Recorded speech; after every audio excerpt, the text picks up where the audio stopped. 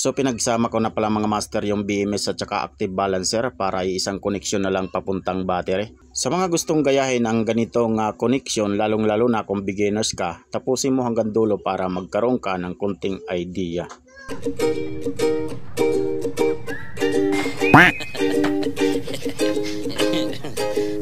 Welcome back mga master, mayroon tayo ditong BMS na 100 ampere 4S at saka active balancer na 6 ampere. So mayroon tayong ginamit dito na fiberglass. Ayan. So mabibili lang po itong fiberglass na to sa mga hardware. So kung gusto nyong gayahin ang ganitong connection mga ka-DIY, tapusin nyo hanggang dulo para magkaroon kayo ng kunting idea. Itong video na to ay para lang po sa mga beginners na hindi pa nakakaalam ng mga ganitong connection. So yung mga master, kunan lang po natin ng sukat yung lapad mismo ng battery holder para tamang-tama lang po dyan yung fiberglass na pagpapatungan ng BMS at saka active balancer.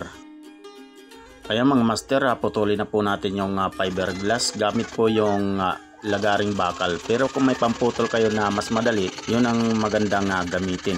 Pero dahil wala ako nun, lagaring bakal na lang po yung aking pinamputol dito.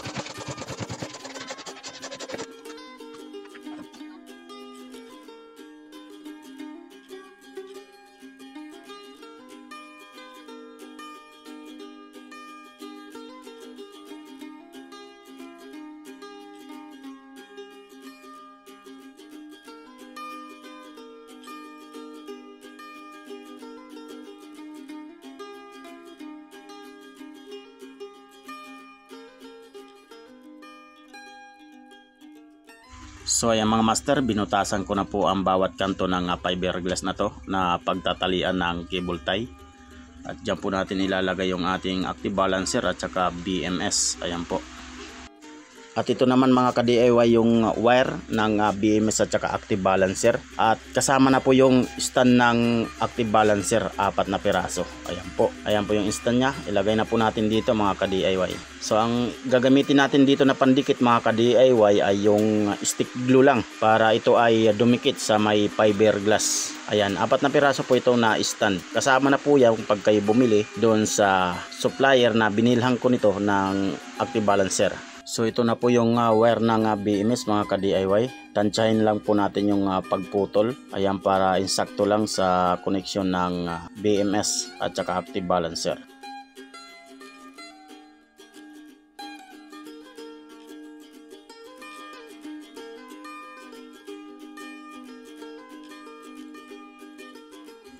Okay, lagyan muna natin ng solder lead yung bawat wire para mabilis pong hinangin or isolda doon sa active balancer. At ang gamit natin na solder lead ay original Ichiban mga ka-DIY. At yung panghinang natin ay 100 ampere.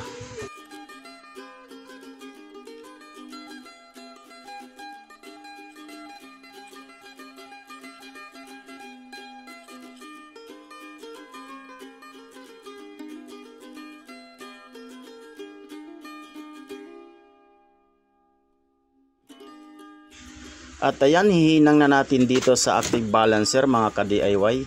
Mayroon po dyan na tanda para hindi kayo malito. So unahin nyo po yung negative side, yung may B-. Tapos sunod-sunod na po yan mga ka-DIY.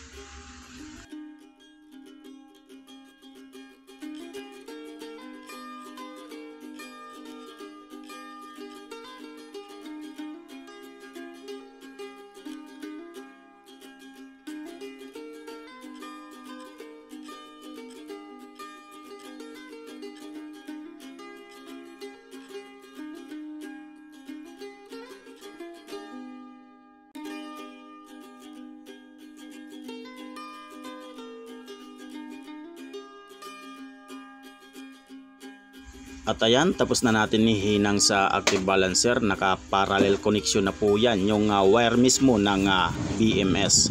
So isasalpak na lang po natin yan sa BMS. At saka ilalagay natin sa fiberglass na pinagpapatungan nito. At ididikit natin gamit ang stick glue mga ka-DIY. So yan mga master, magkatapat lang po yung B- ng BMS at saka active balancer. Kailangan na magkaparehas sila ng connection.